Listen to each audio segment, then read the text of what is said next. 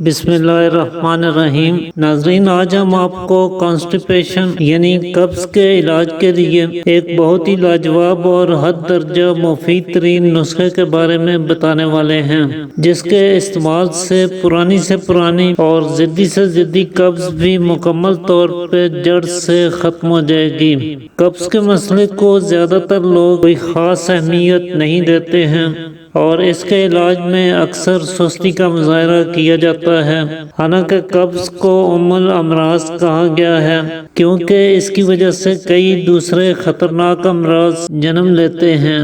اس مرض میں پاخانہ قدرتی طور پہ روٹین میں نہیں آتا ہے اور صحیح وقت پر صحیح طریقے سے پیٹ صاف نہیں ہوتا ہے۔ غذا دیر تک پیٹ میں پڑی سڑتی رہتی ہے، جس سے گندے بخارات اور گیس پیدا ہوتی ہے، ایسیڈیٹی بڑھتی ہے، آنتوں میں سدے بن جاتے ہیں اور اسی وجہ سے اعصاب پر دباؤ پڑتا ہے، طبیعت بوجھل سی رہتی ہے اور طبیعت میں چڑچڑاپن پایا جاتا ہے، بات بات پہ غصہ آتا ہے، سر میں اکثر درد رہتا ہے، کبھی اس کی وجہ سے بلڈ پریشر بھی بڑھ جاتا ہے اور جیسے جیسے یہ مرض پرانا ہوتا جاتا ہے بدن میں خون کی کمی کی شکایت ہونے لگتی ہے، جس سے جلد کی رنگت پھیکی یا زرد پڑ جاتی ہے، معدہ اور جگر کی خرابی، بواسیر اور خواتین میں رحم سے متعلق امراض پیدا ہونے لگتے ہیں۔ چنانچہ اس کے علاج میں سستی کا مظاہرہ بالکل نہیں کرنا چاہیے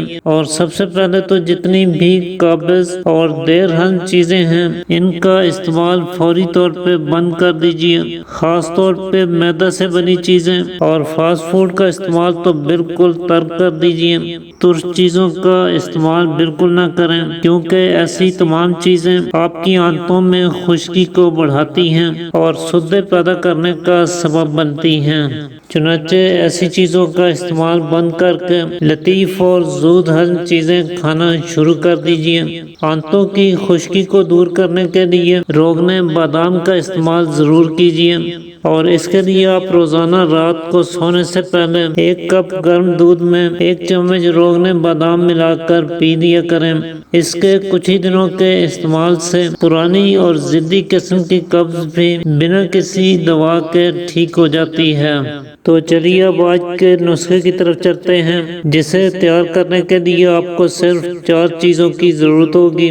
ایک تو آپ نے سینا مکھی کا استعمال کرنا ہے، چنانچہ حسب ضرورت سینا مکھی لے کر سب سے پہلے آپ اس کی ٹہنیوں کو نکال کر پھینک دیجیے گا۔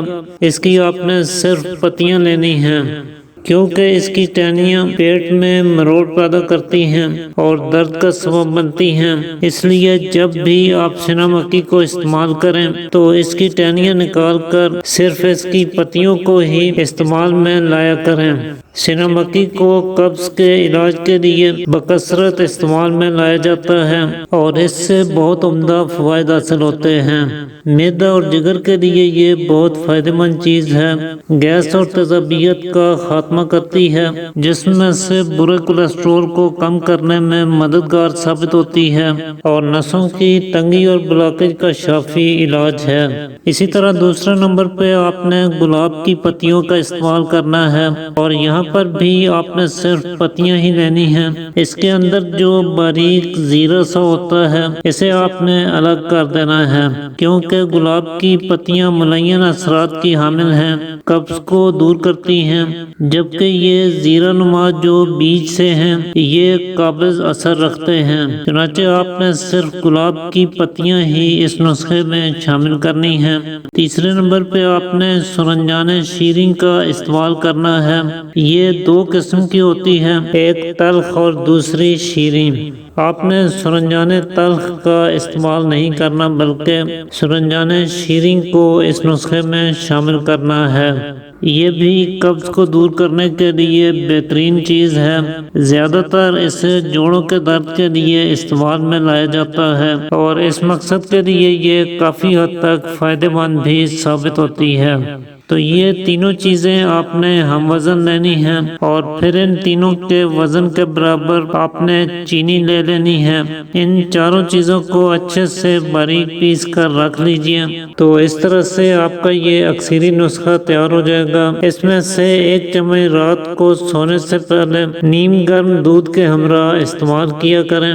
پرانی سے پرانی قبض کے علاج کے لیے حد درجہ مفید اور انتہائی لاجواب نسخہ ہے۔